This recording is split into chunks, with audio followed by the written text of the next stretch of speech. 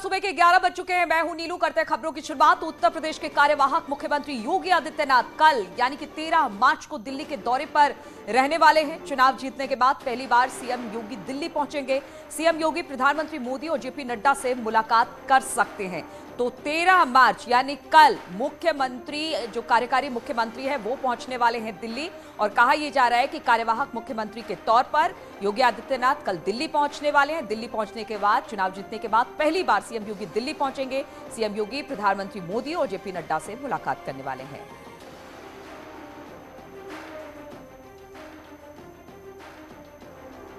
और इसी पर बातचीत करने के लिए अनामिका इस वक्त लखनऊ से हमारे साथ जुड़ गई है। अनामिका, क्या खबर मिल रही है, क्योंकि ये कहा जा रहा है कि चुनाव जीतने के बाद योगी आदित्यनाथ कल दिल्ली आने वाले हैं, तो उसको लेकर किस तरह की खबर आ रही है सामने?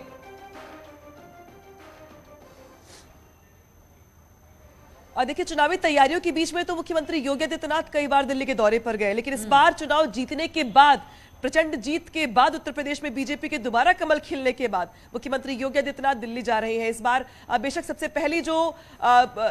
तस्वीरें आएंगी वो पीएम मोदी से मुलाकात की ही आएंगी, क्योंकि मुख्यमंत्री योगी आदित्यनाथ सबसे पहले जाकर के जो जीत का सेहरा है वो दिखाने वाले हैं पीएम मोदी को, और बताने वाले कि किस तरीके से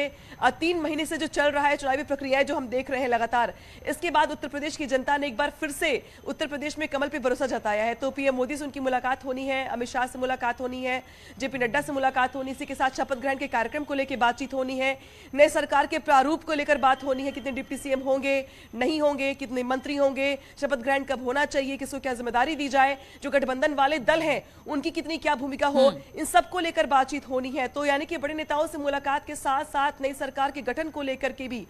जो प्रक्रियाएं हैं उसको अपनाने से पहले जो मंथन हो सकता है अब वो दिल्ली में किया जाएगा। इस बार माना यह भी जा रहा है कि संगठन से भी कुछ लोगों को मंत्रिमंडल में शामिल किया जाएगा। तो वो चेहरे कौन कौन से होंगे जो संगठन की ओर से आएंगे? कुछ लोगों को प्रमोशन दिया जाएगा संगठन में, तो कुछ लोगों को सरकार में शामिल किया जाएगा, तो उसको भी लेके बातचीत होगी। अपना दल को लेके भी बात होगी, संजय निषाद की पार्टी को लेके भी बात होगी कि इन दलों ने जो साथ में चुनाव लड़ा है बीजेपी के साथ, अब चुनाव के बाद इनकी क्या भूमिका होगी, कितने कितने मंत्री इनके कोटे से लाए जाएंगे सरकार में। बिल्कुल अनामिका, कहा जा सकता है जो कल आ रहे हैं योगी आदित्यनाथ दिल्ली, वो कई मायनों में काफी अहम मानी जाती है, क्योंकि संगठन से जुड़े बातों पर चुनाव जीतने के बाद किस तरह से उस पर भी मंथन होगा, और साथ ही शपथ ग्रहण की तारीख भी यहां पर कहा जा सकता है कि जब वहां से मुलाकात करके लौटेंगे तो शायद तारीख भी तय हो जाए। आप हमारे साथ बने रहिए, क्योंकि लखनऊ से इस वक्त एक बड़ी खबर आ रही है, वो भी जरा हम दर्शकों को बता दें। उत्तर प्रदेश में प्रचंड बहुमत के बाद पहली बार कैबिनेट बैठक में ही संकल्प पत्र में शामिल वायदों पर अमल करने की तैयारी भी हो रही है। तुरंत अमल करने वाले कार्यक्रमों की सूची बना दी गई है, और वो सूची भी हम आपको दिखाने की कोशिश करते हैं, जिसमें किसानों की छुट्टा पशुओं की जो समस्या थी वो गौ संरक्षक केंद्र खोलने और काऊ सफारी जैसे विकल्पों पर विचार कर रहा है। साथ ही गन्ना किसानों के 14 दिनों में भुगतान करने और समय ज्यादा होने पर ब्याज सहित भुगतान करने पर भी फैसला, ये जो पहली कैबिनेट होगी उसमें लिया जा सकता है।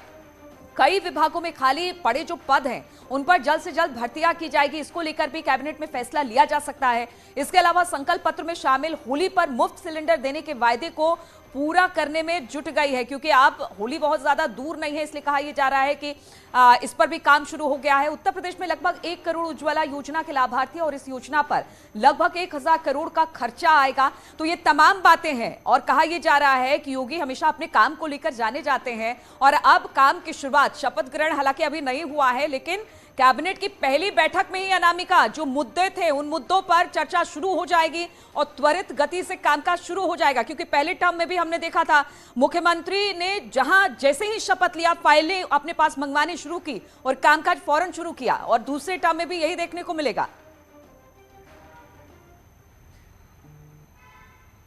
और देखिए नीलू, सत्र के चुनाव के बाद आपको याद होगा कि पहली जो कैबिनेट की बैठक थी उसको लेके जो वादा किया गया था लोक संकल्प पत्र में, यह कहा गया था कि किसानों की कर्ज माफी हम करेंगे। और चुनाव जीतने के ठीक बाद जो पहली कैबिनेट हुई थी उसमें लघु और सीमांत किसानों की कर्ज माफी का बड़ा ऐलान किया गया पहली कैबिनेट में, जो वादा किया गया था। इस बार भी कुछ ऐसा ही दिखाई दे रहा है, जहां पर 14 दिनों में गन्ना किसानों के भुगतान का वादा किया गया। छुट्टा जानवरों के लिए जो समस्या थी उसको बीजेपी ने खुद ही स्वीकार किया चुनावी रैलियों में कि हाँ ये बड़ी समस्या है किसानों के लिए, और इसको शामिल भी किया गया अपने लोक संकल्प पत्र के वादे में कि इसको भी, इसके लिए एक परमानेंट सोल्यूशन निकाला जाएगा। इसके अलावा बहुत सारी बातें जो कही गई थी लोक संकल्प पत्र के वादे में, उसको लेके भले शपथ ग्रहण नहीं हुआ है अभी, लेकिन शासन के स्तर पे जो अधिकारियों को एक ब्लूप्रिंट बनाने के लिए कहा गया मुख्यमंत्री योगी आदित्यनाथ की ओर से, उसको लेके काम शुरू हो गया है कि किस तरीके से अगर हम किसानों का भुगतान करते हैं तो उसका प्रारूप क्या होगा, ब्याज वसूली कैसे की जाएगी, ब्याज का भुगतान कैसे किया जाएगा, काऊ सफारी बनाने की बात हो रही है तो जमीन कहां पे हमें मिल सकती है काऊ सफारी बनाने के लिए।